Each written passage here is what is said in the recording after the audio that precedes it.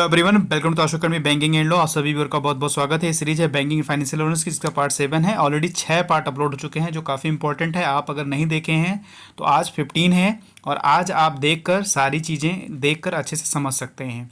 चलिए वीडियो को शुरू करते हैं। वीडियो को लाइक से सब्सक्राइब जरूर कर दीजिएगा। आज 2023 आईएमएफ की बात हो रही है। आईएमएफ मतलब इंटरनेशनल मॉनेटरी फंड, जिसका हेडक्वार्टर कहाँ पे, वाशिंगटन डीसी में है। हेडक्वार्टर कहाँ पे, वाशिंगटन डीसी में है, याद रखिएगा। Board has approved bail out program, ये मैं क्वेश्चन पहले भी करा चुका हूँ, आप कमेंट में इसका आंसर जरूर कर दीजिएगा। बेल आउट प्रोग्राम जो अप्रूव किया था वो किया था किसके लिए, श्रीलंका लिए। काफ़ी इंपॉर्टेंट है श्रीलंका के लिए बेल आउट प्रोग्राम। ये एक्सटेंड फंड फैसिलिटी का जो अप्रूवल दिया था वो आईएमएफ दिया था। इसमें आपको बताना है कि जो पीएम गति शक्ति एक इनिशिएटिव था, कब लॉन्च किया गया था, 2021 में लॉन्च किया गया था। और गवर्नमेंट ने कितनी जो है इसमें क्रिटिकल इंफ्रास्ट्रक्चर गैप प्रोजेक्ट को आइडेंटिफाई किया है, तो 156। ये दो चीज़ याद रखिए। Which of the following has become a FIU? FIU mean that Financial Intelligence Unit Registered Reporting Entity under PAMLA। ठीक है, तो यहाँ पर किसके द्वारा जो है, इनमें से किसके द्वारा FIU के रूप में रजिस्ट्रेशन किया गया है अंडर पामला में, यानी फाइनेंशियल इंटेलिजेंस यूनिट के रूप में, तो वो है coin DCX। Tax rate on royalties and technical fee of foreign firm have been increase from 10% to 20%। ये इंक्रीज हो गया है। यहाँ पर जो फॉरेन फर्म है उनकी जो टेक्निकल फ़ी होगी या रॉयल्टी होगी, उन पे जो टैक्स होगा ना, वो 10% से बढ़ाकर कितना कर दिया गया है, 20%। तो इनमें से किस बैंक के द्वारा, ठीक है, अपनी जो स्टेक है, और कॉमर्शियल इंडो बैंक एलसीसी में जो इनकी स्टेक थी, इनमें से किस बैंक का जो एसबीआई को बेच दी गई है, तो वो बैंक है केनरा बैंक। ठीक है, केनरा बैंक की जो स्टेक थी कॉमर्शियल इंडो बैंक एलसीसी में, उसने जो है किसको बेच दी, एसबीआई को, तो वो बैंक है केनरा बैंक। यहाँ पर सेल इंडस्ट्रीज है, इसने साइन किया एक एग्रीमेंट, ठीक है, किसके साथ इनमें से साइन किया है, जो लोन देंगे अप टू 754 करोड़, 754 करोड़ रुपए का लोन होगा। तो सेल इंडस्ट्री और किसके साथ ये टाई अप हुआ है, तो वो है एडीबी। तो एडीबी यहाँ पे 754 करोड़ यानी 754 करोड़ रुपए देंगे किसको, जो ये सेल इंडस्ट्री है। यहाँ पर गवर्नमेंट ने एक कमेटी को कॉन्स्टिट्यूट किया है अंडर निधि खरे के अंतर्गत, ठीक है, और जो क्या करेंगे, मॉनिटर स्टॉक, जो स्टॉक को मॉनिटर करेंगे। तो इसमें किस पे जो है कमेटी बनाई गई है, तो वो तूर जो है, ठीक है, उस पर कमेटी बनाई गई निधि खरे की, याद रखिएगा। ठीक है, तूर क्या होता है, एक आई थिंक सो एक दाल होता है, ठीक है। तो उस पर एक कमेटी बनाई गई जिनके जो है स्टॉक को मॉनिटर किया जाएगा, और ये गवर्नमेंट के द्वारा कॉन्स्टिट्यूट किया गया है। यहाँ पर जो S&P ग्लोबल रेटिंग है, ठीक है, इसने जो है इकोनॉमिक ग्रोथ को कितना फोरकास्ट किया है, और जो किया था उसने उसको रिटेन भी रखा है। तो ये फाइनेंशियल ईयर 2024 की बात हो रही है। तो यहाँ पर S&P ग्लोबल रेटिंग के द्वारा रखा गया है 6%, याद रखिएगा, रखा गया है 6%। बात हो रही है मार्च 2023 की। इसमें से किसको जो है एक अप्रूवल ग्रांट हुआ है आरबीआई के द्वारा, ठीक है, जो अपना शुरू कर सकता है, यानी अपना एक ऑपरेशन स्टार्ट करता है एज अ एनबीएफसी के रूप में, अकाउंट एग्रीगेटर के रूप में अपना एक ऑपरेशन शुरू कर सकता है। तो वो कौन है, CRIF कनेक्ट। तो यहाँ पर जो CRIF कनेक्ट है उसको एनबीएफसी अकाउंट एग्रीगेटर का ऑपरेशन शुरू करने के लिए आरबीआई ने उसको एक अप्रूवल ग्रांट कर दिया है। यहाँ पर एक एनीवेयर कैशलेस फीचर लॉन्च किया गया था, किसके द्वारा लॉन्च किया गया था, तो ये आईसीआईसी लोम्बार्ड जनरल इंश्योरेंस। तो ये इतना याद रखिएगा कि एनीवेयर जो कैशलेस फीचर लॉन्च किया गया, किसके द्वारा लॉन्च किया गया है, आईसीआईसी लोम्बार्ड जनरल इंश्योरेंस के द्वारा। यहाँ पर एक इनमें से COO अपॉइंट किए गए हैं। COO का मतलब चीफ ऑपरेटिंग ऑफिसर, किसमें, भारत फाइनेंशियल इंक्लूजन में। तो वो कौन है, वो है विकास मुट्टो। विकास मुट्टो अपॉइंट किए गए हैं as a COO in Bharat financial inclusion में, जिनका नाम है विकास मुट्टो। बात हो रही 28 मार्च की, जहां पर एक सेकंड नंबर का G20 infrastructure working group meeting शुरू किया गया था। तो वो कौन सा शहर था जहाँ पे शुरू किया गया है, वो है विशाखापट्टनम। याद रखिएगा, सेकंड जो राउंड हुआ था, ठीक है, G20 का इंफ्रास्ट्रक्चर वर्किंग ग्रुप मीटिंग, वो 28 मार्च को कंडक्ट हुआ था। कहाँ पर हुआ था, ये हुआ था विशाखापट्टनम में।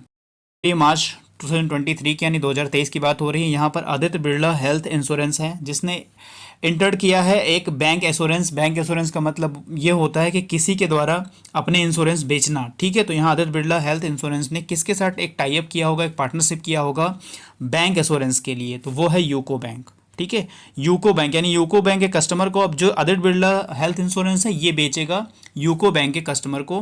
तो यहाँ पर दोनों लोग के बीच में एक टाई अप हुआ है एज अ बैंक इंश्योरेंस। तो बैंक इंश्योरेंस ये होता है कि एक किसी इंश्योरेंस कंपनी के द्वारा दूसरे बैंक में जो अपना इंश्योरेंस बेचा जाएगा, तो उसे बोलते हैं bank insurance. RBI has for the first time in 7 year rejected all the bids for treasury bill. यहाँ पर आरबीआई ने 7 सालों में पहली बार जितने भी ट्रेजरी बिल के बिड्स हैं सबको रिजेक्ट कर दिया है। तो कितने दिन के लिए कर दिया गया है? तो ये कर दिया है 91 डेज के लिए। काफ़ी इंपॉर्टेंट न्यूज़ है क्योंकि ये जो न्यूज़ है वो 7 सालों में पहली बार ऐसा हुआ है, ठीक है, कि जितने भी ट्रेजरी बिल के बिड्स है सबको रिजेक्ट कर दिया है। कितने दिनों के लिए? 91 डेज के लिए।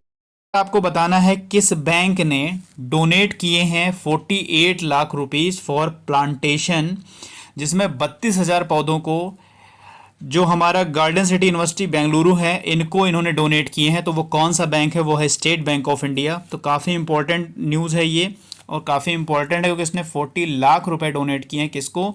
गार्डन सिटी यूनिवर्सिटी बेंगलुरु को। The following will stop to be a fund manager for employees provident fund organisation यानी EPFO by March end as per labour minister Santosh Gangwar. पर इन बैंकों में से कौन है जो लेबर मिनिस्टर हैं संतोष गंगवार? इनके अकॉर्डिंग ये कहा गया है कि बाय एंड मार्च यानी मार्च के अंत तक, ठीक है, जो ईपीएफओ है, ठीक है, इनके लिए फंड मैनेजर को बनाना बंद कर देगा यानी स्टॉप कर देगा। इनमें से कौन है सा बैंक है? तो वो है स्टेट बैंक ऑफ इंडिया, ठीक है। मार्च के एंड तक जो ईपीएफओ के लिए फंड मैनेजर होता है इनको स्टॉप कर देगा। Among the following will chair second G20 Sherpa meeting, ठीक है। जो G20 का शेरपा मीटिंग कहाँ पे हुआ? केरला में हुआ है। तो याद रखिएगा वो किसने इसको चेयर किया है? तो वो किया है अमिताभ कांत ने, ठीक है। अमिताभ कांत ने इसको चेयर किया है जो G20 शेरपा मीटिंग हुई थी। Employee contribution more than the employees provident fund will be liable to pay tax on interest even in case of death. तो यहाँ पर अगर 2.5 लाख कंट्रीब्यूशन जो है इनका यहाँ पूछा गया है कि employ contribution more than the employ provident fund, अगर ईपीएफओ से उनका जो है 2.5 लाख रुपए कंट्रीब्यूशन ज़्यादा है, ठीक है, तो उन वो भी लाइबल होंगे टैक्स को पे करने के लिए on interest even the case of death. अगर उसमें से किसी एम्प्लॉय की डेथ होती है तो वो जो अमाउंट है वो है 2.5 लाख। तो यहाँ पर जो बात हो रही है as per S&P global rating, India requires of investment, ठीक है, इंडिया को कितनी इन्वेस्टमेंट की रिक्वायर्स है टू अचीव इट्स टारगेट, जो इस टारगेट को अचीव कर पाएंगे for electricity generation for renewable energy sources. तो यहाँ पर जो भी रिक्वायर है इन्वेस्टमेंट की वो है $540 बिलियन, $540 बिलियन यहाँ पे इन्वेस्ट करने की रिक्वायर्ड है।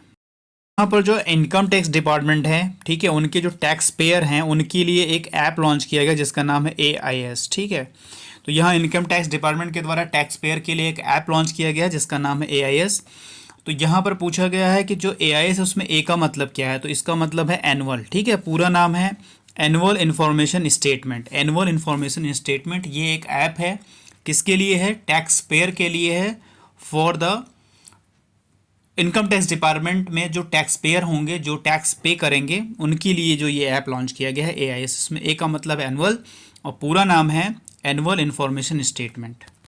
इंडिया पोस्ट ने, ठीक है, मार्च 2023 में ई कॉमर्स डिलीवरी सेवाओं को बढ़ाने के लिए इनमें से किसके साथ एक समझौता किया है? तो वो है शिप रॉकर एंड पिकर्स। इनके साथ इंडिया पोस्ट ने एक समझौता किया है। क्यों किया है? ई कॉमर्स डिलीवरी सेवाओं को बढ़ाने के लिए। टाइम्स की जो लिस्ट जारी की गई है वर्ल्ड में सबसे महानतम स्थानों की सूची, ठीक है, उनमें से 2 स्थान इंडिया के हैं, यानी 2 सिटी शहर, जो 2 शहर हैं वो भारत के हैं। कौन कौन से हैं? लद्दाख और मयूरभंज। ये जो हैं विश्व के सबसे महानतम स्थानों की सूची में हैं, यानी भारत में ये 2 स्थान हैं। इनमें से कौन सी कंट्री है, ठीक है, जहाँ की एक ये कंपनी है उसने विश्व बैंक यानी वर्ल्ड बैंक से और AIIB यानी एशियन इंफ्रास्ट्रक्चर इन्वेस्टमेंट बैंक से 800 करोड़ रुपए की जो है फाइनेंशियली सपोर्ट मिल रहा है इसको। इनकी एक जो परियोजना है यानी जो इनकी एक स्कीम है उसके लिए सपोर्ट किया जा रहा है। तो वो कंट्री है बांग्लादेश। विवेक गंभीर को इनमें से किस कंपनी का एक नया चेयरमैन यानी अध्यक्ष बनाया गया है? तो वो है कंपनी इलेक्ट्रॉनिक ब्रांड की है वोट। पूछा गया फीफा के अध्यक्ष कौन है? तो फीफा के अध्यक्ष जो हैं जियानी इन्फेंटिनो हैं। जानने के लिए है जो कृति वाशन हैं उनको TCS का नया CEO बनाया गया है और उन्होंने किसका स्थान लिया है? तो उन्होंने स्थान लिया है राजेश गोपीनाथन का।